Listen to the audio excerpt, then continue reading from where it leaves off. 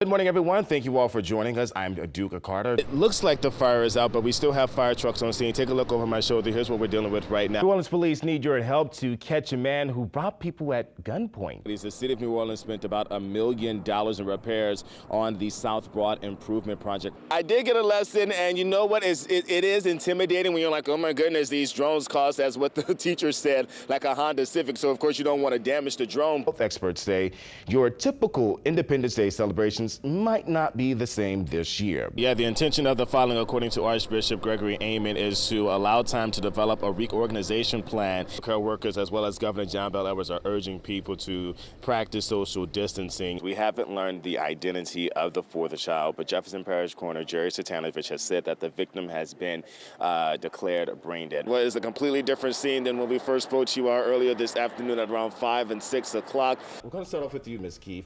Talk to us about what's happening today. Well, today we're having a town hall with our friends from Florida and local activists. What is the goal you would like to get accomplished? Of course, you don't want to see gun violence anywhere, but what is the goal you would like to see? Well, especially in cities like New Orleans, we think it's really important to come to these areas that are disproportionately affected. Hey, yeah, I'm here getting ready for the ride for Crew of Ocean, but of course I can't do it by myself. I had to get some Super Saints fans. How y'all doing? Talk to us, the Wonder Tales of science fiction. How did we get to that theme? Well, we have some consultants that's helped us with the theme, and it allowed us to create some incredible floats this year. I'm Duke Carter in for Sheba Turk. Thank you to our WUPL viewers for sticking with us and our Channel 4 viewers just joining us. Morning, Sheba Turk. What we do know as of right now that the officer's injuries are non-life-threatening, and we also have learned that the suspect who was hurt was shot in the leg. Whoa. Okay, That was actually a good catch. Sheba could have never done that. Oh, still coming for Sheba. All right. I come out here to find out that my nephew is a victim. Janice Hutchison is shocked and dismayed. Her nephew, Joshua Williams, is no longer alive. My nephew is in there dead right now. I don't know details, so I can't speak toward it. Details about what led to his death and the deaths of two others are still unclear. Now people pull out guns as if there's no such thing as real death. Our officials are still investigating exactly what happened here at the Jefferson Gun Outlet in Metairie. According to Jefferson Parish Sheriff Joe Lapinto, details are limited. Just before 3 o'clock, our office was dispatched to a shooting here. Deputies say an unknown suspect shot two people, a man and woman, dead inside the gun range. That led to a chaotic scene outside the building as the suspect and multiple others began shooting at each other.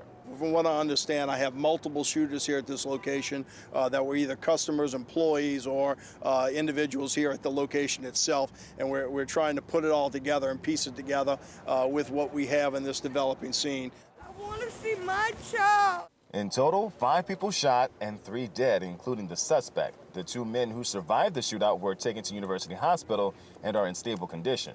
In the meantime, Hutchison is hoping gun violence ends. I lost an 18-year-old grandson to the violence about 8 or 10 years ago. So it has got to stop. Whenever you are ready, you're going to hit that button, and it's going to ask you to confirm, and you can take off. Students at Nunez Community College are getting some hands-on experience. You roll the wheel up or down, and it'll point the camera up or down. Experience in what some kids, and maybe those who like the sciences, will find fun. Many are flying drones. Now, this non-traditional student is taking a drone certification course just as a way to make extra money. A little side job on the weekends where I can work for construction companies. Brian Piku has worked in the operating room for 10 years at many hospitals in the metro area. Now, he says his children made him interested in drones. 14-year-old and 11-year-old at home, so they've always talked about these things for Christmas, but this is a little more high-tech and a little more technical. Piku is one of 7 students taking the drone certification course at Nunez. It's a 5-week certification program. This is a phantom. David Vumbako is the Science, Technology, Engineering, Art, and Math Director at Nunez, or STEAM for short. Vumbako says students learn the ins and outs of flying a drone. If something goes wrong with your drone, you have to be able to fix it in the air before it falls, right? So you got to learn all of those things, and then you got to learn all the rules. And the government has a lot of rules associated with flying drones. Vumbako says the reason Nunez started offering the courses is because there is now a high demand for certified drone operators. But if you look at what it sees, it's Perfect. Now, There's Saturdays that are where the stabilizing fun in happens. front. Students get hands-on experience flying drones as part of the certification process. Directly backward, that's pitch backward. Anyone, even students not enrolled, can take the certification course. The only requirement, though, is that you must be 16 years old. Now, the goal is to get 15 people to take the class, and so far, about 7 had signed up. We're living in the future, right? It's a pretty cool idea to be providing a service that depends on drones. Height and feet. Height 64 feet. That's 64 feet. Okay, wow. Well, we decided to try our hands at flying the drone, and while the control for the drone looks intimidating, it is similar to a game console. You want to try to land it? And after coming down 64 feet, I safely landed the drone. It's another continuing education for me that keeps me a little on the edge of technology.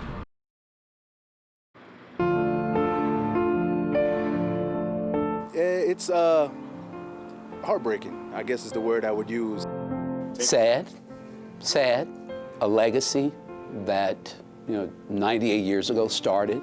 This is how some folks are feeling after the Archdiocese of New Orleans announced it will shut the doors of a well-known school in the Treme community. Peter Claver School has been a place where many people, including myself, have called it home. Bittersweet, but I'm trusting in God. Trusting in God that the memories of a school that has educated so many students for almost 100 years will continue to live. Welcome to the world of kindergarten.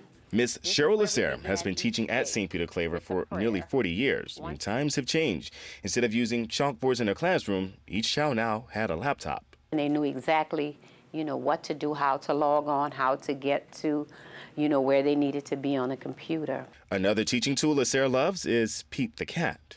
Pete the Cat is a cat who taught the children about the importance of school. Lasser has collected a wide assortment of objects to help children learn, which is part of why it's difficult for her to leave.